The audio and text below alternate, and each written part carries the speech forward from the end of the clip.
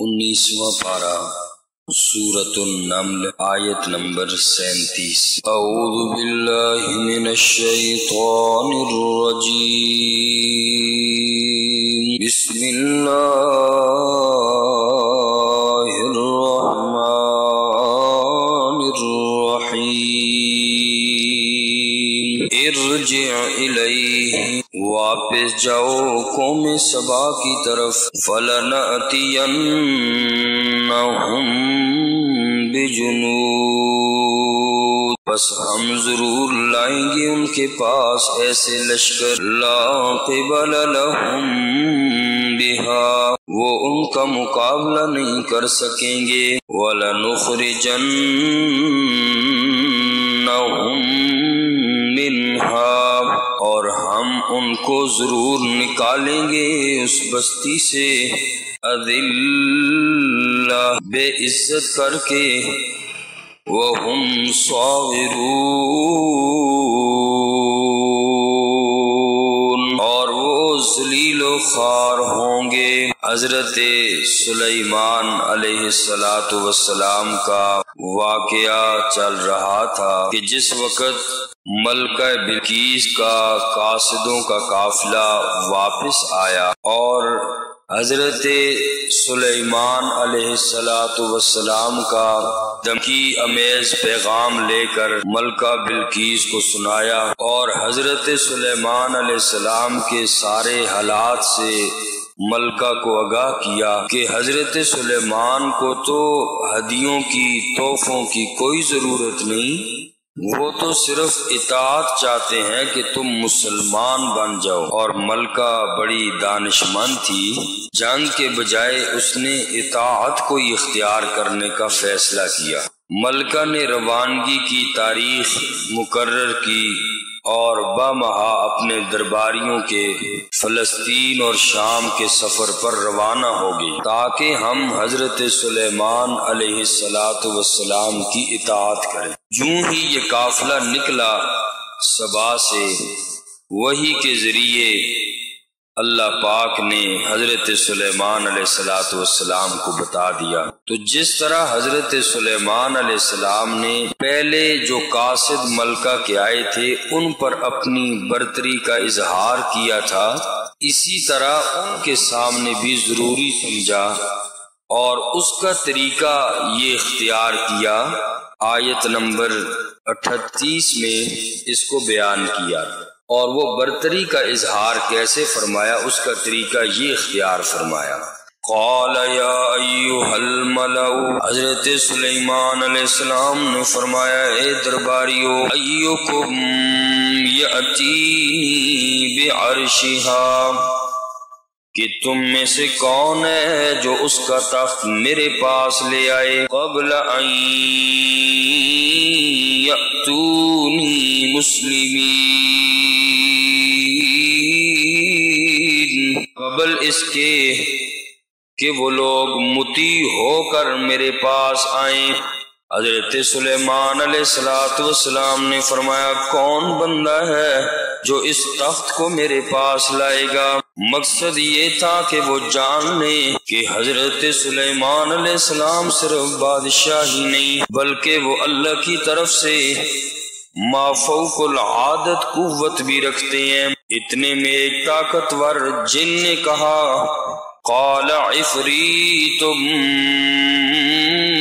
من الجن، ایک طاقتور دیو نے کہا اللہ کے نبی، انا آتیک بہ قبل ان تقوم من مقامک، میں آپ کے پاس وہ تخت لاؤں گا اس سے پہلے کہ آپ اپنی مجلس سے اٹھیں، آپ کی مجلس برخاست ہونے سے پہلے میں آپ کے پاس وہ لے کے آؤں گا، کیونکہ میں طاقتور بھی ہوں، وَإِنِّي عَلَيْهِ لَقَوِيٌّ أَمِينٌ،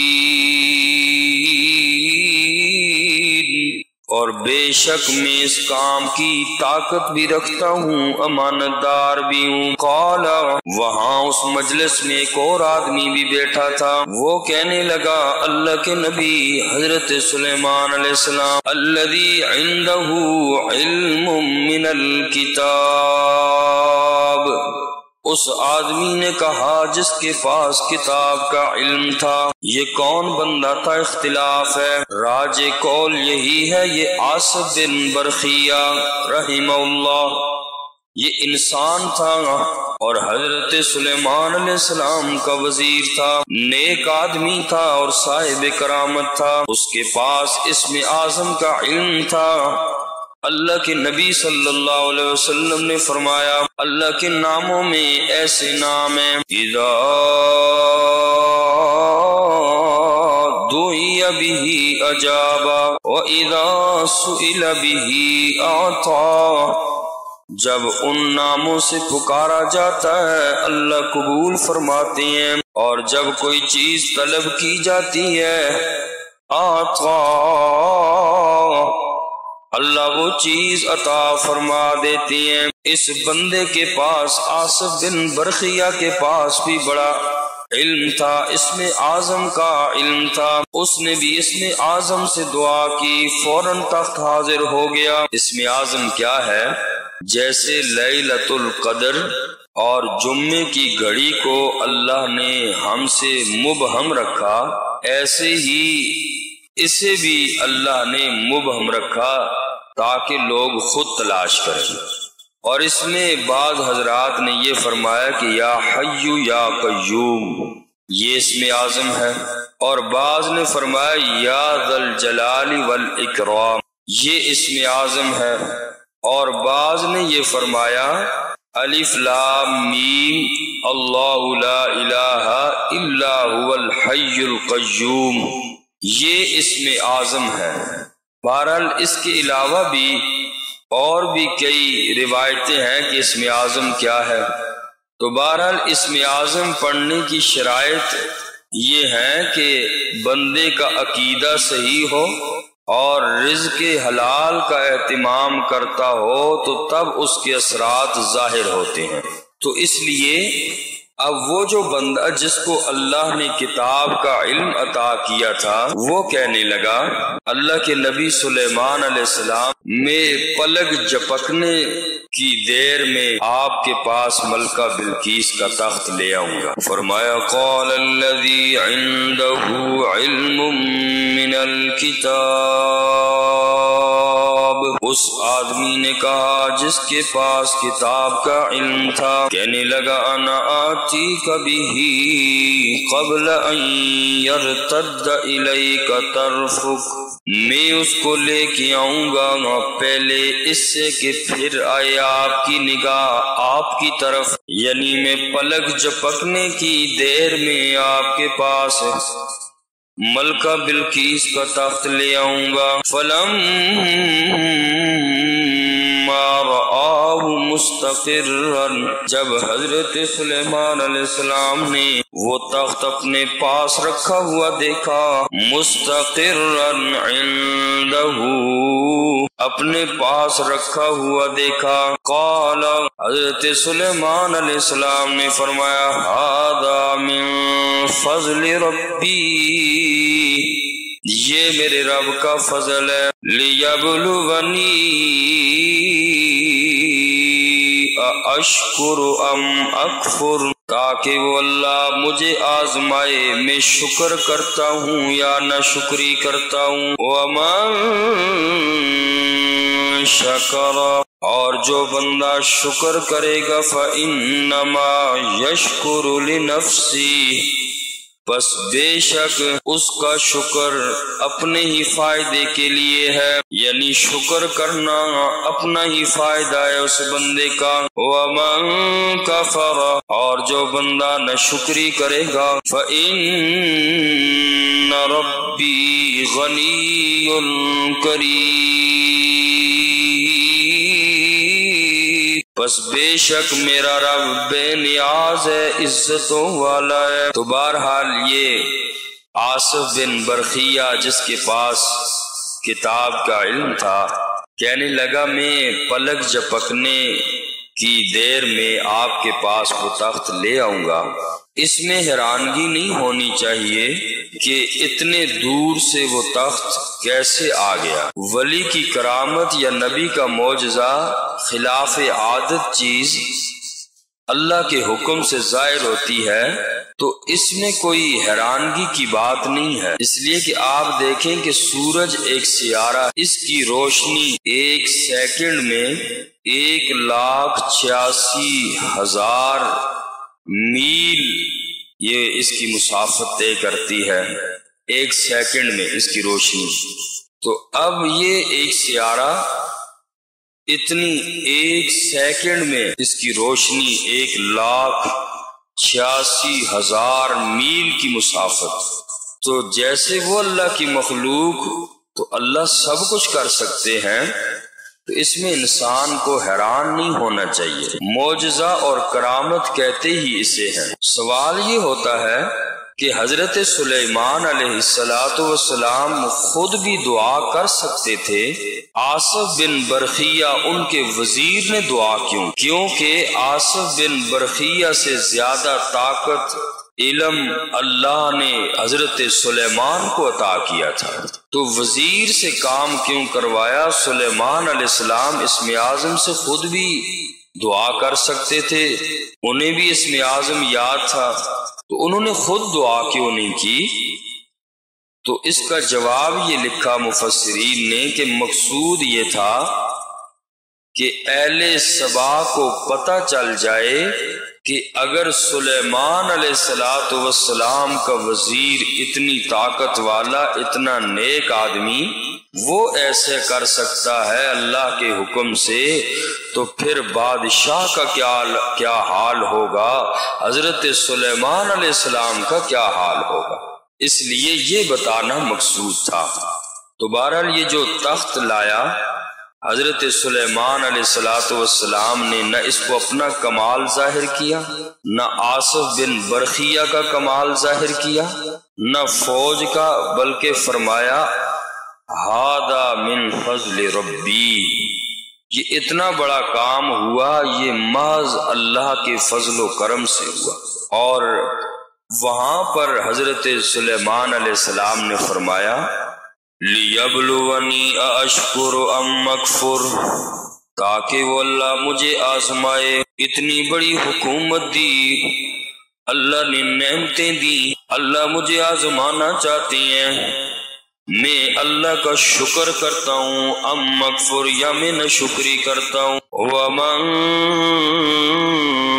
شَكَرَ، اور جو بندہ شکر ادا کرتا ہے اس کے شکر کا فائدہ اس انسان کو اپنا خود ہی ہے، اس میں اللہ کا کوئی فائدہ نہیں۔ وَمَن شَكَرَ فَإِنَّمَا يَشْكُرُ لِنَفْسِهِ، بس جو بندہ شکر کرتا ہے بے شک اس کا شکر اپنی ذات کے لیے، اپنے ہی فائدے کے لیے وہ بندہ شکر کرتا ہے۔ وَمَن كَفَرَ، اور جو بندہ نہ شکری کرتا ہے، فَإِنَّ رَبِّي غَنِيٌّ کریم،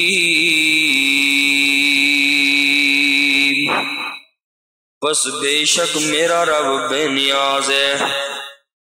اگر ساری دنیا اللہ کی نہ شکری کرنے لگ جائے، وہ اللہ ہمارے شکر کا محتاج نہیں ہے، وہ اللہ اتنا عظیم و بالا ہے، ہر وقت وہ قابل تعریف ہے، کوئی اللہ کی تعریف کرے یا نہ کرے، ایک ایک ذرہ پانی کا ایک ایک قطرہ میرے اللہ کی تعریف کر رہا ہے۔ اور قرآن کہتا ہے ہر مخلوق جاندار ہے، بے جان ہے، پتھر بھی اللہ کی تسبیح کرتے ہیں۔ وَلَٰكِن لَّا تَفْقَهُونَ تَسْبِيحَهُمْ، تم ان کی تسبیح کو نہیں سمجھ سکتے۔ تو اس لیے اگر ساری دنیا کے انسان اللہ کی ناشکری کرنے لگ جائیں تو فَإِنَّ رَبِّي غَنِيٌّ کریم،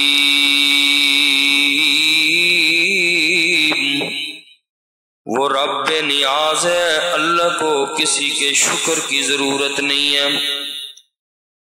ہاں اگر شکر کرو گے اللہ نے جو نعمتیں دی ہیں اللہ اور مزید نعمتیں عطا کریں گے۔ قرآن میں فرمایا لئن شکرتم لأزیدنکم ولئن کفرتم ان عذابی لشدید۔